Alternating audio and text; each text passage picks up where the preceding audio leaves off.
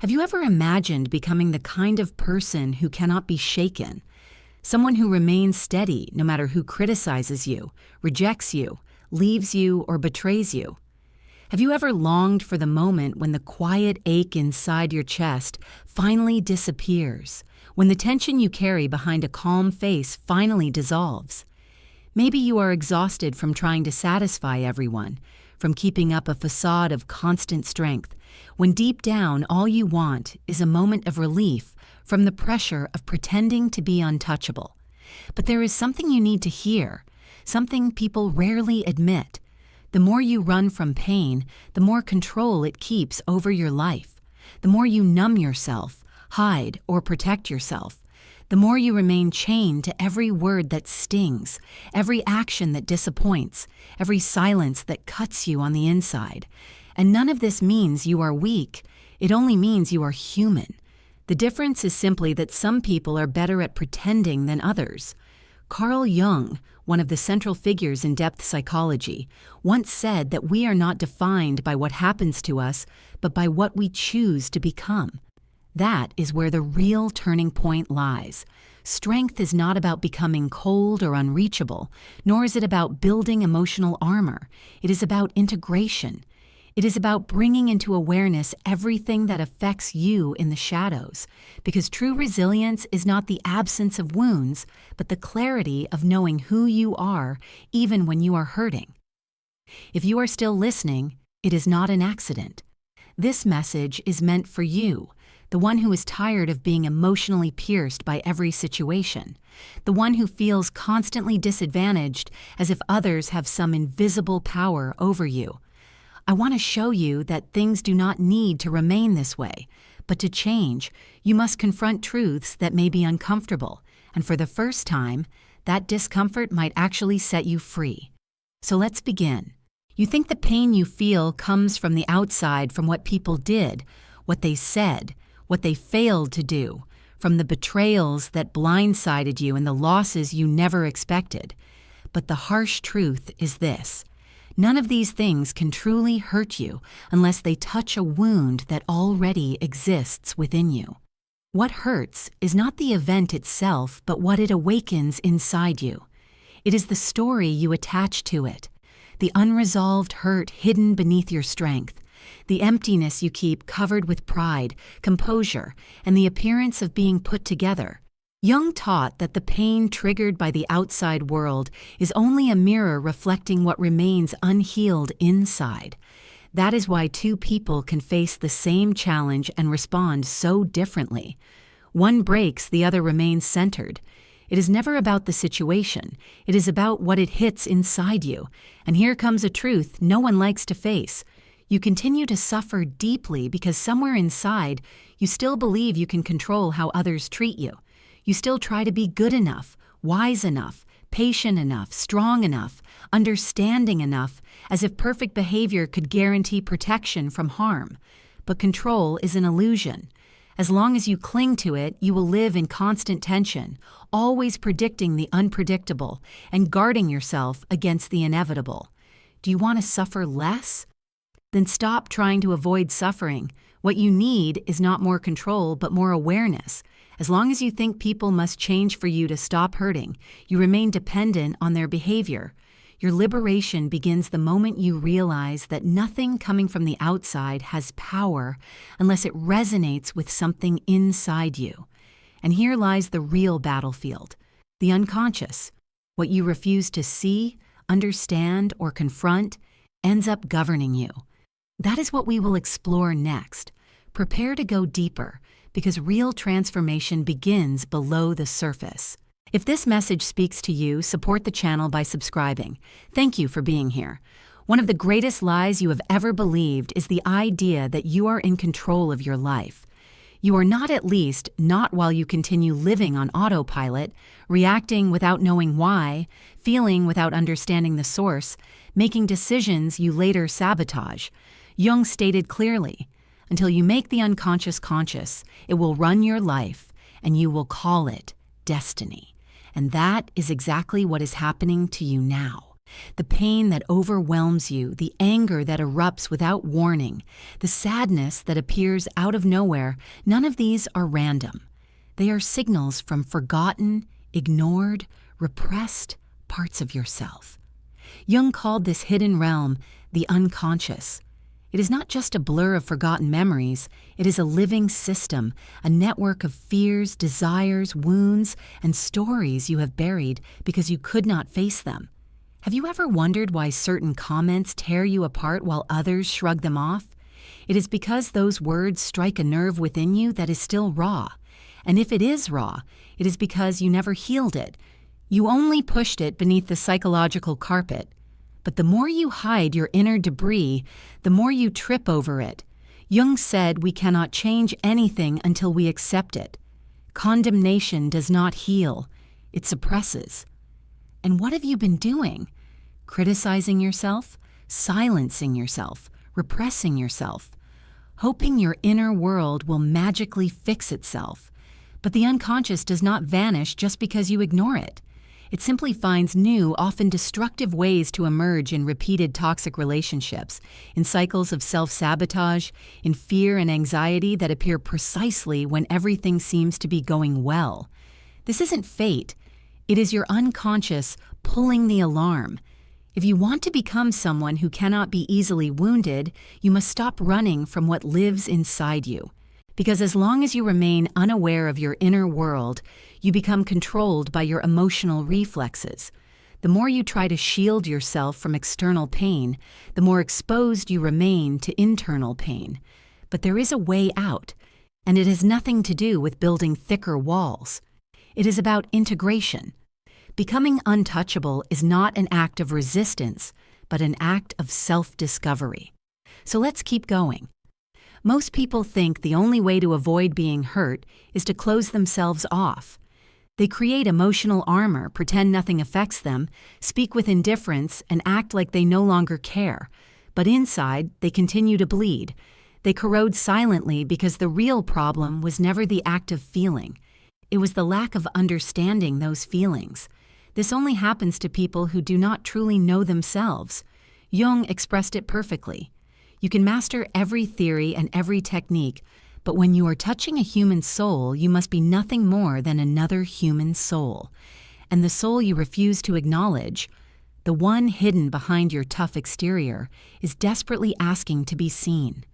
Emotional strength has nothing to do with coldness. It is not about ignoring pain, avoiding conflict, or pretending to be unaffected. It is about integration. It is about accepting the parts of yourself you pushed into the dark. You do not become untouchable by distancing yourself from the world.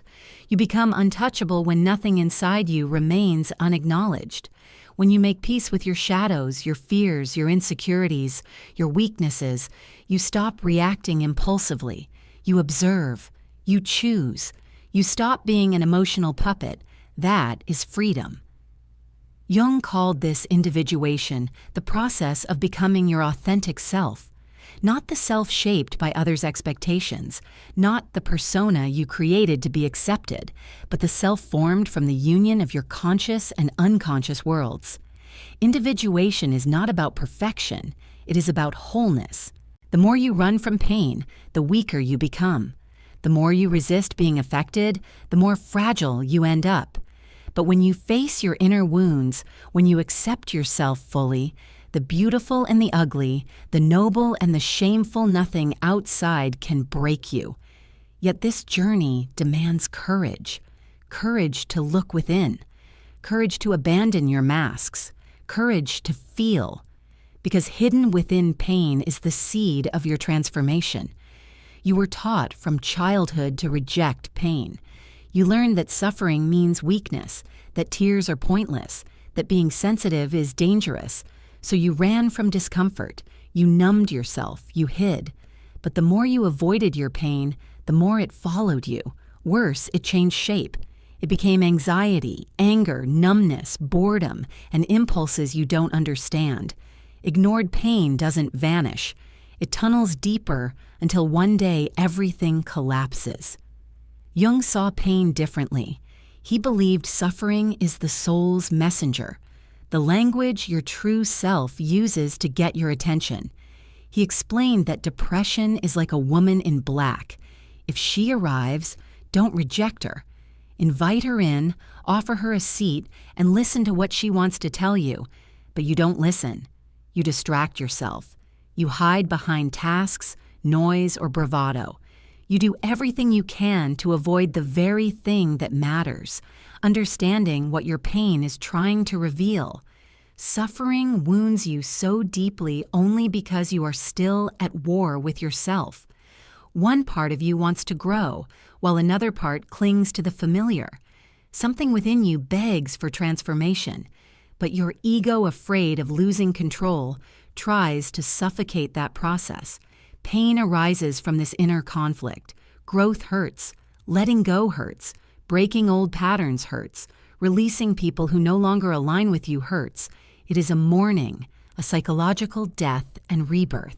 But in that destruction lies possibility.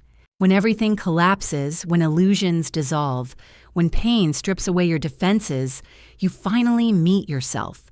You see who you are without facades. And in that clarity, suffering becomes sacred. It brings you face to face with the only force capable of freeing you, your own consciousness. Jung understood this well. Pain is not a mistake. It is the beginning of transformation. The issue is that most people retreat before crossing that dark valley. They return to the surface. But not you. If you're still here, it's because you're ready. Now let's explore individuation more deeply. Very few people dare to begin the journey of individuation. Even fewer complete it. This path does not offer comfort. It will not protect your ego. It dismantles it. Jung described individuation as becoming who you truly are, which requires unlearning who you thought you were. And that is often more painful than any external rejection. You begin to realize that much of what you called you was a construct, a survival mechanism, a persona built to be accepted, admired, or loved. But survival is not living. Individuation is the call to life beyond survival. It forces everything repressed, hidden, denied, or distorted to surface. Jung insisted that individuation requires dismantling the persona, the mask made for social approval.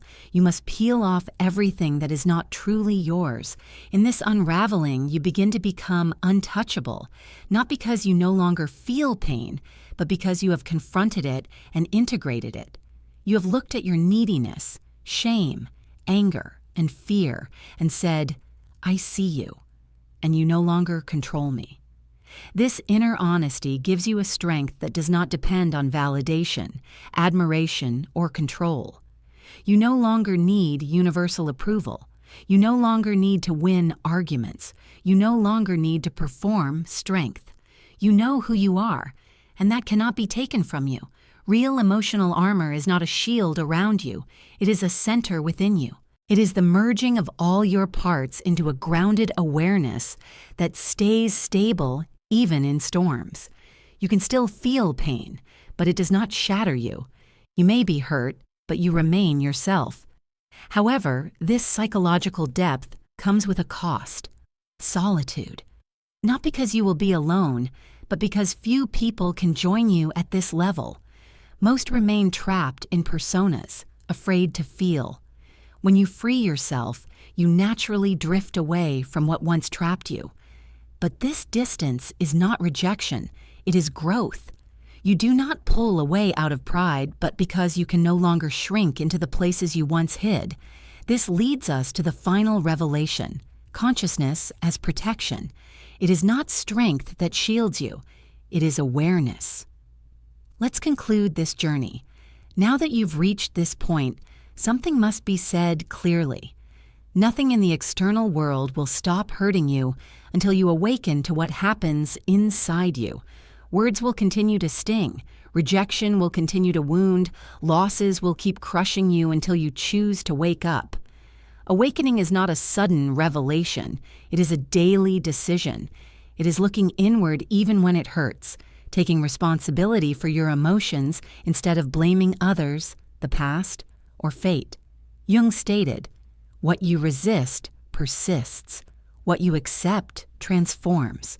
You have spent your entire life resisting your fear of inadequacy, the pain of rejection, the ache of loneliness, the frustration of not being seen.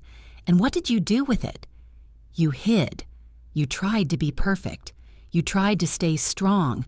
But all of that led you here, exhausted, drained, fighting both the world and yourself. Now you understand. True emotional immunity does not come from shutting down. It comes from clarity. You do not need thicker armor. You need deeper awareness. When you understand your triggers, your patterns, your wounds, the behavior of others loses its power to destabilize you. You still feel, but you don't fall apart. You still hurt, but you don't lose yourself. That changes everything. Protection does not come from avoiding life, but from entering it fully. Those who stay on the surface are wounded by every wave.